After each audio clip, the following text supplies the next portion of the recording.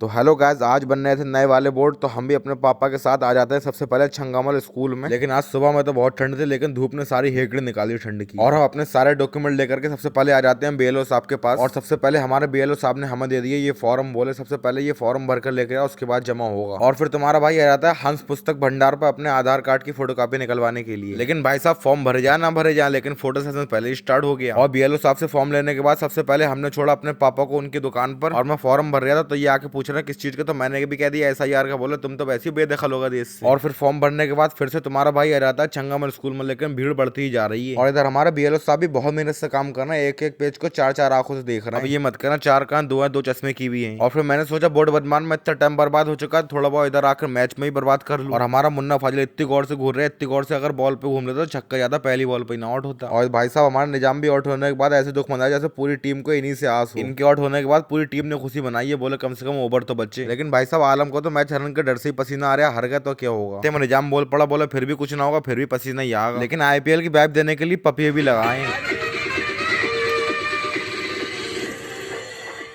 और भाई साहब जो स्वेटर के पीछे नाम लिखने की बीमारी आज भी जिंदा है। हमें लगा सिर्फ मैच दिखाने के लिए पपियों का इंतजाम है, लेकिन इधर तो स्कोर कार्ड के लिए एक नया ऐप भी है। भाई साहब कुछ तरक्की करिए, फरीदपुर के टूर्नामेंट अगला आईपीएल इधर ही होगा। और इन्हें तो आप जानती हो, अगर ना जानते हो तो मत जानो, लेकिन इन्हें जान ले। उन्होंने पिछले मैच में 5 छक्के मारे थे, जो बता रहे थे मुझे तो बताना, मैं जाता ही नहीं। और घारमपुर के प्रधान ने भी ना अपनी टीम से कह रखा जो एक छक्का मारेगा उसे 100 रुपए इनाम दिया जाएगा। घारमपुर की टीम जीता ना जीता, लेकिन हमारे फरीदपुर की पहली टीम हार चुकी है। इसी के दुख में हम आ जाते हैं हसीब भाई कचौड़ी वालों के पास अपनी अप्पी के साथ। लेकिन भाई साहब के पास आज बहुत मद्दा पड़ा है हमारे ब्लॉग की तरह, और हमने अपनी अप्पी को कचौड़ी खिला के किया ब्लॉग का खात्मा। लाइक करो, फॉलो करो।